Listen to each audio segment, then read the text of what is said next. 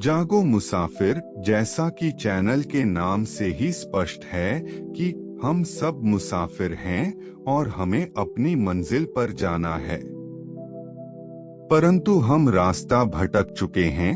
अच्छा बुरा मिल रहा है, हम उसके साथ अपनी एकता मानकर उस अच्छे बुरे से प्रभावित हो रहे हैं और कहीं भी पहुंच नहीं पा रहे हैं।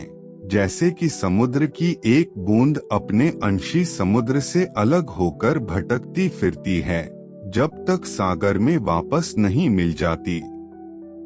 पहले जब तक वह सागर के साथ मिली हुई थी तब तक उसका स्वरूप एक सागर का ही था और वह अपने आप को सागर ही समझती थी, परंतु उससे अलग होने के बाद उसका अस्तित्व एक बूंद का ही रह गया है और उसमें कुछ भी ताकत नहीं बची है।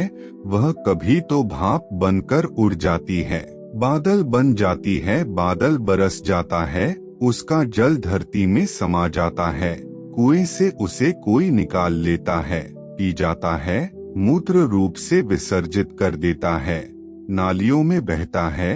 वह बार बार किसी अच्छे बुरे रूप में, कभी बर्फ के रूप में, कभी भाप के रूप में, कभी पानी के रूप में, कभी ओला के रूप से, कभी ओस के रूप से, हर अच्छी बुरी जगह पर जाती रहती है, परंतु अपने अस्तित्व समुद्र से वापस नहीं मिल पाती। जब तक अपने अंशी समुद्र में वापस नहीं मिल जाती तब तक उसे चैन नहीं पड़ता और उसका अस्तित्व एक बूंद के रूप में ही रहता है। जब वह सागर में ही वापस मिल जाएगी तो वह सागर ही बन जाएगी। इसी प्रकार हम अपने अंशी से अलग हो गए हैं और भटक रहे हैं। जब भी हम मनुष्य जन्म में आते हैं तो हमें एक विचार करने की शक्ति मिलती है जिससे हम अपने आप को वापस उस अस्तित्व में मिला सकते हैं जो हमारा स्वरूप है। इस बूंद का कोई नाम नहीं है, कोई धर्म नहीं है, कोई अपनी पहचान नहीं है। जब बूंद बर्फ के रूप में जम जाती है तो अपने आप को बर्फ मान लेती है। जब भाप रूप से उड़ जाती है तो वह अपने आप को भाप मान लेती है। जब पानी रूप से आ जाती है तब अपने आप को पानी मान लेती है। जिस रूप में वह है उसे रूप में वह अपने आप को मानने लग जाती है।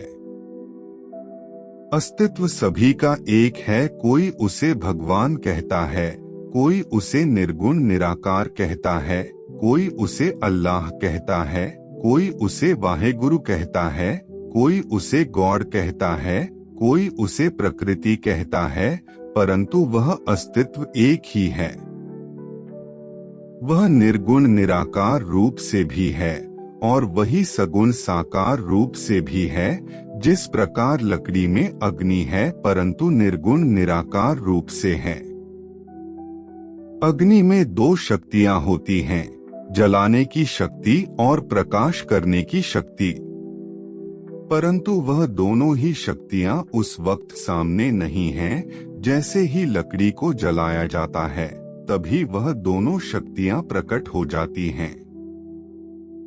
इसी प्रकार उस अस्तित्व में सभी शक्तियां उपलब्ध है, परंतु हमने अपनी बेवकूफी से उसे सीमित मान लिया है। हम आडंबरों में उलझ गए हैं। पानी को वाटर कहने से या जल कह देने से कोई पानी के गुण में फर्क थोड़े ही ना पड़ता है। वह तो अपना काम करेगा ही, सभी की प्यास को बुझाता है, सबको शीतलता प्रदान करता है। वह भेदभाव नहीं करता कि कौन मुझे पी रहा है, मुझे किस तरह इस्तेमाल करता है। इसी प्रकार वह पानी की बूंद सोचती है कि मैं समुद्र को पालूंगी। कैसे पा सकती है? एक बूंद सागर में समा तो सकती है परंतु उसे पा नहीं सकती। इसी प्रकार हम अपने किसी भी धर्म से, व्रत से, दान से, तीर्थ से, शास्त्र ज्ञान से उसको पा नहीं सकते। हम में इतनी शक्ति नहीं है कि उसे पा सकें। हम केवल उसमें समा सकते हैं और वही बन सकते हैं। जैसे जब वह बूंद समुद्र में समा जाती है तो वह समुद्र ही बन जाती है। वहां जाकर उसका वह छोटा सा अस्तित्व समाप्त हो जाता है और उसकी शक्ति और उसका प्रभाव समुद्र का हो जाता है। तो दोस्तों, आप मेरे चैनल से जुड़िए, लाइक, सब्सक्राइब, शेयर करिए। इसी प्रकार की बातें हम करते रहेंगे।